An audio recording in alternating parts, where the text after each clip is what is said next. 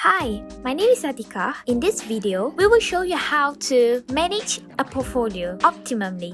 Firstly, what is portfolio and why would you want to manage it? A portfolio is a grouping of financial assets such as stocks, bonds, commodities, and so on for an investment purpose. The objective of portfolio management is to select and manage a group of investments that meet a client's investment goal and risk tolerance. In this example, we are going to show you how to pick the best stock combination that contribute higher return and lowest risk. The period of investments is from 2014 until 2019.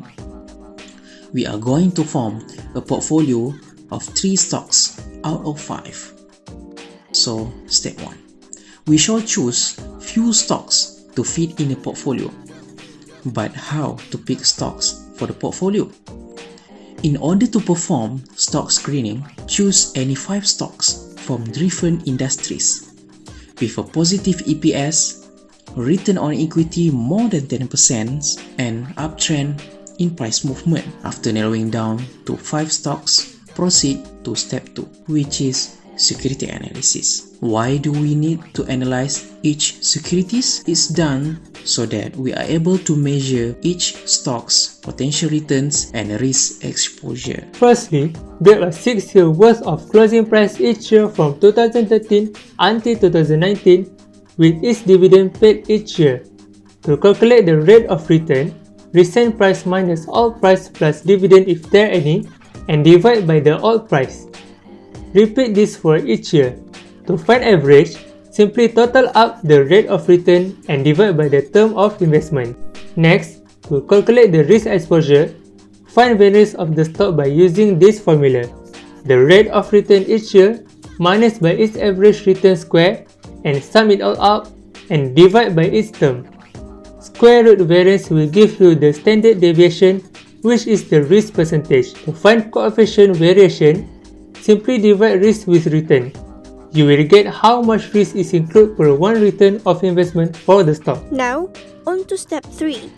To form a portfolio, choose 3 stocks with its coefficient of variation closest to 1 or negative value that is close to 1. To calculate the total risk and return of a portfolio, firstly, you need to find the covariance of the portfolio by using this formula. You need to do this with each pair of ABC stocks, AB, BC, and AC. Then, use covariance to find the correlation of each stock pairs by using this formula. Example, covariance AB divided by standard deviation of A and B. For this example, we are going to use weight of 0.4 for stock A, 0.35 for stock B, and 0.25 for stock C. To find portfolio risk, use the formula with covariance, correlations, and weightage of each pair of the stocks. The final answer will total the risk exposure of the portfolio. To find the portfolio return, the weight of the stock times with the average return for each stock. Sum it up and you will get the expected return of the portfolio. Step 4. The comparative analysis is done to the portfolio with the index to see if the portfolio return is better or not than the index. To find the risk and return of the index, you must repeat all the step 1 and 2 to get it. So, based on the graph plotted here, the KLCI index has negative relationship of risk and return. That means that if the risk increase, the return will decrease. However, as for our portfolio, the relationship between risk and return is positive. Means when the risk increase, the return will also increase. So, to see if the portfolio is underperformed or not, you have to analyze the relationship between the risk and return and its value. Our portfolio is considered underperformed as it has higher return with high risk. Meanwhile, the KLCI index has high return and low risk. Conclusion is that the relationship between the risk and return of portfolio getting a negative coefficient of variation is more favorable as it can minimize risk while maximizing return.